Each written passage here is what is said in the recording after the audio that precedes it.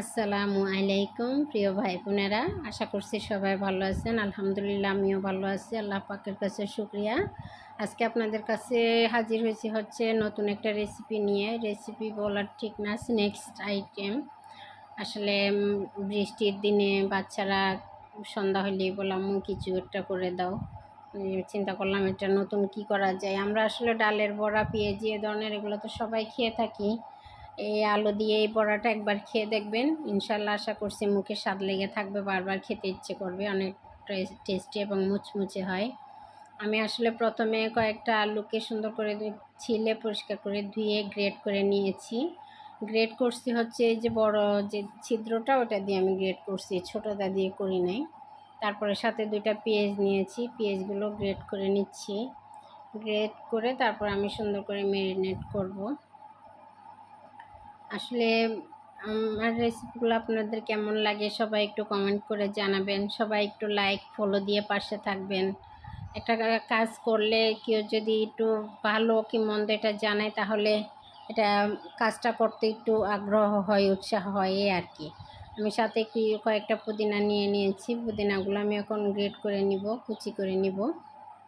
সুন্দর করে কুচি করে আমি ওর মধ্যে দিয়ে দিব, আলুর মধ্যে। পুদিনাটা একটু বেশি করে দিয়েছি, কারণ ওই প্রতিটা কামড়ের মধ্যে যখন পুদিনাটা কামড় পড়বে তখন খেতে অনেক টেস্টি এবং অনেক ভালো লাগবে। সাথে করে একটু ধনিয়ার গুঁড়া দিয়েছি, একটুখানি মাংসের মশলা দিয়েছিলাম, একটু মরিচের গুঁড়া দিয়েছি, একটু ফ্লেক্স দিয়েছি। আমি কাঁচামরিচটা ইউজ করি নাই, একটু লবণ দিয়েছি। এবার চালের গুঁড়া দিলাম। এখানে আমি কোনো বেসন বা ময়দা ব্যবহার করিনি, আমি ব্যবহার করছি হচ্ছে চালের গুঁড়া। আসলে চালের গুঁড়োটা দিয়ে যখন মাখাবেন প্রথমে একটু শুকনা মনে হবে, কিন্তু পরে আলুটা যখন পানি ছেড়ে দিবে তখন দেখবেন যে পানি পানি হয়ে যাবে। এখানে পানি মিক্স করার কোনো দরকার নাই, প্রয়োজন হবে না। একটু চালের গুঁড়োটা দিয়ে 2-3 মিনিট যখন রাখবেন, লবণ দিয়ে যখন মাখায় রাখবেন, তখন দেখবেন আলু থেকে এমনি পানি বের হয়ে ওটা খুব গ্রেভি টাইপের হয়ে যাবে। তারপর আমি একটা বাটিতে একটু টিস্যু দিয়ে নিলাম ভেজে উঠায় রাখার জন্য। তারপরে তেলটা গরম করে নিব কড়াইতে। যে গরম করে এক একটা করে বড়া দিয়ে দিব। এই যে বড়াগুলো দিয়ে সুন্দর করে ভেজে নেব। প্রিয় ভাই বোনেরা, আমি যে পেজটা চালু করছি, আমার পেজে একটু ফলোয়ারের সাপোর্ট দিবেন, একটু লাইক কমেন্টের সাপোর্ট দিবেন। আশা করছি আপনারা আমার পাশে থাকবেন। আপনারা পাশে থেকে একটু সাপোর্ট করবেন, তাহলে আমি একটু কাজটা করতে উৎসাহ পাই। আমার আসলে পেজে আগানোর জন্য আপনারা পাশে না থাকলে এটা আমি কখনোই আগাতে পারবো না। আপনারা যদি আমার পাশে থাকেন, আমার কাছে কথা হচ্ছে ভালো লাগছে এমন কোনো কথা নেই, ভালো নাও লাগতে পারে। আমার একটা জিনিস আপনার যে ভালো লাগবে তেমন কথা নেই, সবার যে ভালো লাগবে তেমন কথা নেই। হয়তো 10 জনের মধ্যে 2 জনের ভালো লাগবে, 2 জনের ভালো লাগবে না, 5 জনের ভালো লাগবে না, এটাই স্বাভাবিক।